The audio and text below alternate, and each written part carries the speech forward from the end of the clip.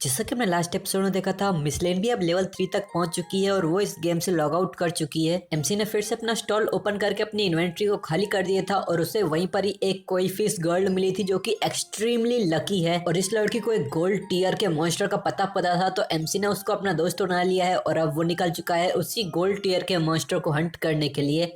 हमारे आज के एपिसोड की शुरुआत में हमें शैडो के सेल टाउन का सीन दिखाते हैं। वहीं पर एक टेलीपोर्टेशन फॉर्मेशन ओपन होती है और वहीं से ही एमसी की बहन इस गेम में एंटर कर जाती है। ये देखने से बहुत सरप्राइज लग रही थी और वो बहुत एक्साइटेड होते हुए कहती है, वाओ ये तो सच में कितना रियल है, मैं सब कुछ फील कर पा रही हूँ। यहाँ ये लोग सोच रहे थे हाँ एक और न्यूबी आ गया। यहाँ ये लड़की कहती है, ये तो बहुत अच्छा हुआ, मुझे एक हिडन क्लास मिली है, सैक्रिफाइस। ये पावरफुल तो होनी चाहिए है ना, ये डेफिनेटली ब्रदर सॉन्गफाई के तो लायक होगी। अब मैं ये सोच रही हूँ कि ब्रदर सॉन्गफाई अभी क्या कर रहे होंगे, क्या उन्हें इन पॉइंट्स को डिस्ट्रीब्यूट करने का सीक्रेट पता है। फिर थोड़ा नाराज होते हुए सोचती है, अब मैं सोचती हूँ कि क्विंग फैंग कहाँ चला गया है। वैसे तो हमेशा ही दिन भर ही मेरी आसपास ही घूमता रहता है, मेरी परवाह करता रहता है, पर जब क्रिटिकल टाइम आता है तो उसके ऊपर बिल्कुल भी भरोसा नहीं किया जा सकता। ओह हाँ, मेरे पास अभी के लिए तो एक हिडन क्लास है और ज़ांगवेई ने मुझसे वादा किया है कि वो लेवल अप करने में मेरी मदद करेगा। क्विंग फैंग अब तुम्हें खुद से ही खुद को संभालना है, अब मैं तुम्हारी बिल्कुल परवाह नहीं करने वाली। फिर वो अपने ऊपर देखती है, वहाँ पर एक बड़ी सी स्क्रीन होती है जिसे देख के वो कहती है, क्या ये लीडर बोर्ड है? यहाँ पर एक्चुअली नंबर 1 पे शैडो है जिसका लेवल 6 है।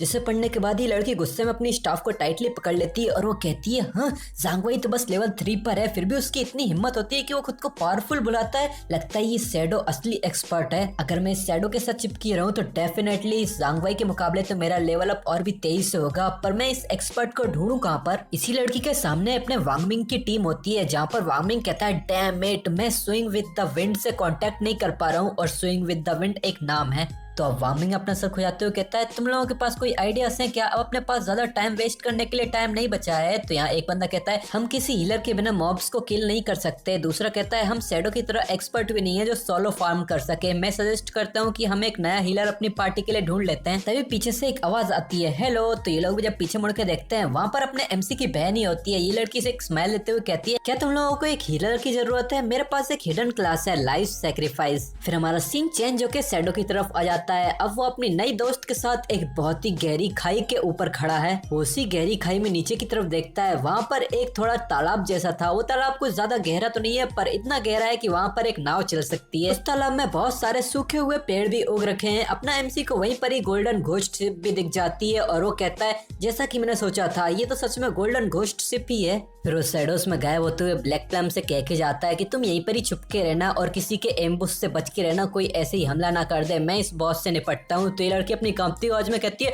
ओ ठीक है एक्सपर्ट, आप केयरफुल रहना। फिर शैडो अपनी इनविजिबिलिटी को ऑन करके सीधा ही उसी गहरी खाई में कूद जाता है और वहीं पर ही उसे एक नोटिफिकेशन आती है, गोल्डन घोस्ट शिप के इन्फ्लुएंस के कारण ये एरिया अब एक वायलेंट डोमेन बन चुका है और यहाँ लाइफ स्पैन खोने का रेट 100 गुना बढ़ चुका है। जिसे पढ़ने के बाद शैडो सोचता है, 100 गुना रेट बढ़ चुका है, तो अब इसका मतलब कि यहाँ 15 मिनट रहना एक दिन की लाइफ स्पैन गंवाने के बराबर होगा। वैसे ही गोल्डन घोस्ट शिप की प्रेजेंस की वजह से एक टेम्परेरी वायलेंट डोमेन बनी है, तो इसका कोई ज्यादा बड़ा इफेक्ट नहीं है। मैं 15 मिनट के आधे घंटे तक रहूंगा, तब भी 2-3 दिनों की लाइफ स्पैन ही जाएगी। वो सामने देखता है, वहीं पर यह लेवल 5 का गोल्डन घोस्ट शिप, ये गोल्ड टीयर का स्पेशल मॉन्स्टर है। और इसी के नीचे एक नोटिफिकेशन में बताया गया है कि यहाँ पर काउंटडाउन है 45 मिनट 25 सेकेंड का। जिसे देख के अपना एमसी होता है कि इसके जैसे स्पेशल मॉन्स्टर के लिए काउंटडाउन होता है और इस काउंटडाउन के खत्म होने पे ये मॉन्स्टर गायब हो जाएगा। पर मैं थोड़ा किस्मत वाला हूँ, अब भी 45 मिनट तो बाकी है मेरे लिए, इसे मारने के लिए इतना समय तो बहुत ही ज्यादा है। फिर वो अपने इंस्टेंट शैडो स्लैश का इस्तेमाल करके सीधे ही उसके ऊपर रश कर देता है और वो सीधे इसके ऊपर हमला करके इसके आर पार निकल जाता है। और यहाँ ये गोल्डन घोस्ट शिप का नंगू पुंगू स्केलेटन अपना चप्पू चला रहा था, तभी वो एकदम से उसको बहुत ज्यादा 550 का डैमेज पड़ता है, जिससे देख के वो बहुत हैरान हो जाता है। और एमसी इसके पीछे जाते जाते अपना वेनम डार्ट्स को भी पीछे से फेंक के चला जाता है और उसने ये पॉइजन डार्ट मारे थे गोल्डन घोस्ट शिप के आगे लगी हुई बेल्स के ऊपर और वहीं पर ही मारने पे उसको 621 का डैमेज पड़ता है और एक क्रिटिकल हिट पड़ता है। और ये हमला उसने अपनी स्टेल्थ ब्रेक करके मारा था, तो इससे और भी ज्यादा डैमेज इंक्रीज हो जाता है। फिर शैडो इनविजिबल होते हुए हमें बताता है कि इस गोल्डन घोस्ट शिप को मारने के लिए कुछ चैलेंजिंग पॉइंट्स होते हैं। सबसे पहले बहुत सारे लोगों को नहीं पता होता कि इस गोल्डन घोस्ट शिप का वीक पॉइंट कहाँ है। इसकी रियल वीकनेस वो स्केलेटन नहीं है, ना ही ये शिप है, बल्कि इस शिप की ऊपर टिप पर लगी हुई वो 2 घोस्ट फायर बेल्स हैं। और दूसरा पॉइंट, जब इसकी वीकनेस पे कोई हमला करता है तो वो आसपास की पानी की सारी सारी जमीन को कंट्रोल करने लगता है और होता भी कुछ ऐसा ही है। ये स्केलेटन की आंखें पर्पल ग्लो करने लगती हैं और आसपास का पानी में बहुत सारे फव्वारे बनने लगते हैं और बहुत ज्यादा पावरफुल नुकीला पानी बनने लगता है। और ये देख के एमसी कहता है कि अभी एक मैसिव एओई अटैक करेगा। इन वाटर पिलर्स का डैमेज एबनॉर्मली हाई होता है। एक अर्ली स्टेज का वॉरियर पूरा सिल्वर आर्मर पहन के आने के बाद भी इसका एक हिट मुश्किल से झेल पाएगा। ये बढ़िया है कि शैडो क्लास में अर्ली स्टेज में भी बहुत ज्यादा हाई एजिलिटी दी जाती है, वरना तो मैं इसका एक भी हमला डॉच नहीं कर पाता। और धीरे धीरे करके ये वाटर पिलर्स भी खत्म होने लगते हैं। तो ये देख के अपना एमसी बताता है कि तीसरी चीज, इस मैसिव एओई अटैक के बाद ये पूरे 12 सड़ते हुए वाटर घोस्ट को समन करेगा। और होता भी कुछ ऐसा ही है। इस दलदली पानी के अंदर से बहुत सारे वाटर घोस्ट समन होने लगते हैं और इनकी शक्ल देख के ही लग रहा है कि इनकी चमड़ी पूरी तरह से सड़ रही है। एमसी बताता है कि इन 12 में हर एक के पास सिल्वर टीयर की पावर है और इनको देख के ज्यादातर पार्टीज तो बिल्कुल सदमे में ही पहुंच जाती। और ये गोल्डन घोस्ट सिर्फ हर 3 मिनट में एक डिकेइंग वाटर घोस्ट समन करेगा। अगर तुम इनसे डील करने में जरा भी देरी करते रहोगे तो यहाँ पर ज्यादा से ज्यादा और डिकेइंग घोस्ट आते ही जाएंगे और अंत में पूरी टीम खत्म हो जाएगी।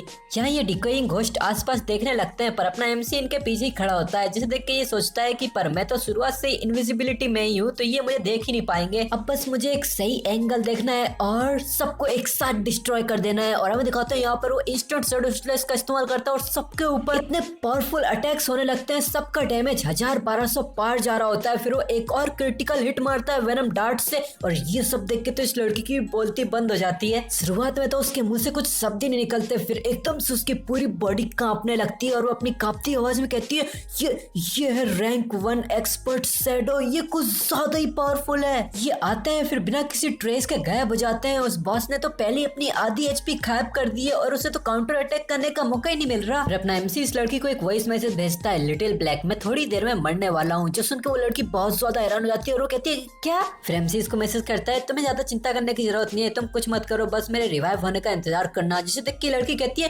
कि क्या एक्सपर्ट आपके पास अभी एक अपर हेड नहीं है और ये लिटिल ब्लैक क्या होता है। यहाँ पर अपना एमसी कहता है क्या तुम्हारा नाम लिटिल ब्लैक नहीं है। तो लड़की कहती है हाँ एक्सपर्ट, मुझे ब्लैक प्लम या फिर बिग प्लम कहते हैं, कोई लिटिल ब्लैक नहीं है तो कुत्ते का नाम जैसा लगता है। इस पे शैडो जवाब देता है हाँ समझ गया लिटिल ब्लैक। फिर हमारा सीन चेंज होता है, कोई पैर पटक पटक के आगे बढ़ रहा होता है और हम दिखाते हैं ये वही कुत्तों का झुंड है जो अपने एमसी का पीछा कर रहा होता है। एक बंदा पीछे चिल्लाता है डैम इट, मैं थोड़ा केयरलेस हो गया था। यहाँ इनका बॉस कहता है मैं अपने दिनों में हर दिन एक के बाद एक लेजेंडरी पर्सन्स को मारा करता था और अब देखो मैं एक छोटी सी बच्ची की तरह बुली हो रहा हूँ। तभी इनके सामने से एक इनका बंदा भागते हुए आता है और वो इस बॉस को बताता है बॉस मुझे वो छोटी सी मुर्गी मिल गई। वो अभी के टाइम पे सामने वाली खाई के ऊपर ही खड़ी है और वो कमीना शैडो वो नीचे एक बॉस फाइट को चैलेंज कर रहा है उसी खाई के अंदर। तो इनका बॉस कहता है चलो अब हम सब चलते हैं, इस बार मैंने अपने सारे भाइयों को बुला लिया है, मैं ये मान ही नहीं सकता कि मैं इसके बावजूद उसे नहीं मार पाऊंगा। फिर हमारा सीन चेंज होकर फिर से इसी घोस्ट गोल्डन शिप पे आता है जहाँ अपना एमसी बताता है कि ये है इसका 4th अटैक और ये इसका सबसे ज्यादा कठिन अटैक है जिससे डील करना बहुत मुश्किल है। ये आधी हेल्थ होने के बाद एक मैसिव एओई सोल अटैक करता है जो कि बहुत ही ज्यादा पावरफुल होता है। और यहाँ स्केलेटन ने इस गोल्डन घोस्ट शिप के ऊपर से इस मैसिव सोल अटैक को लॉन्च भी कर दिया था, जिस देख के एमसी सोचता है अगर ये मुझसे टकराया तो मैं 5 सेकंड के लिए हिल ही नहीं पाऊंगा, मेरी अभी की ताकत के हिसाब से मैं इसे डॉच नहीं कर सकता। और इस हमले को देख के यहाँ लिटिल पाम भी बहुत ज्यादा हैरान हो गई थी और वो चिल्लाती है एक्सपर्ट। और यहाँ पर एमसी भी इस हमले से हिट हो चुका था और वो सोचता है ओह आखिर, और वो इससे ज्यादा कुछ सोच ही पाता उससे पहले ही एक बहुत ही बड़ा वाटर पिलर उठता है जो कि सीधा 1059 का डैमेज करता है। एक नोटिफिकेशन आती है कि तुम मर चुके हो। जी हाँ, और इसी के साथ अपना शैडो पहली बार इस सीरीज में जिंदा होके फिर से मर चुका है। फिर ये वाटर पिलर धीरे धीरे करके नीचे होने लगता है और वहीं पे ही इसी के बीचों बीच अपने एमसी की लाइफ फोर्स दिखाई जाती है और एक नोटिफिकेशन आती है जिसमें लिखा था कि तुम मर चुके हो और तुमने 326 सालों की अनट्रेडेबल लाइफ स्पैम खोई है और पूरे 1087 दिनों की ट्रेडेबल लाइफ स्पैम खो दी है। वो इस बार तो शैडो ने बहुत ज्यादा चीजें खो दी है। अगर तुमने इस सीरीज को शुरुआत से देखा है तो तुम्हें पता होगा कि कैसे 100 दिनों की ट्रेडेबल लाइफ स्पैम कमाने के लिए एमसी ने कितनी मेहनत की थी। पर यहाँ शायद सभी लोग एमसी की मौत से दुखी नहीं है। वो ग्रुप जो शैडो का पीछा कर रहा था उसने भी शैडो को मरते हुए देख लिया है और ये देख के सभी लोग बहुत जोर जोर से हंसने लग जाते हैं। इनका बॉस हंसते हुए चिल्लाता है ये कितना अच्छा लगा देखने में, ये इडियट है क्या, लोग इसको एक्सपर्ट बुलाते हैं, एक दो बॉस को क्या मार लिया, ये इतना घमंडी हो गया कि इसने गोल्ड टियर के बॉस को अकेले के दम पे चैलेंज कर दिया। फिर ये सभी लोग थोड़ी देर तो शैडो के लिए बहुत जोर जोर से हंसने लग जाते हैं। फिर इनका बॉस अपनी एक्स उठा के एमसी की लूट की तरफ देखता है और वो चिल्लाता है वो कुत्ता शैडो तो सच में बहुत ज्यादा अमीर था, इतनी बड़ी लाइफ स्पैम की लाइट, और ये तो सच में एटलीस्ट 100 दिन तो होंगे ही। भाइयों सीधा बॉस के ऊपर चार्ज कर दो, उस बॉस की सिर्फ आधी एचपी बची है, हम डायरेक्टली उसे मार देंगे। तो ये सारे पीछे से दोस्त लोग चिल्लाने लग जाते हैं हाँ ये सच में बहुत ज्यादा अच्छा है, हम इतनी बड़ी लाइफ स्पैम और भी ले सकते हैं।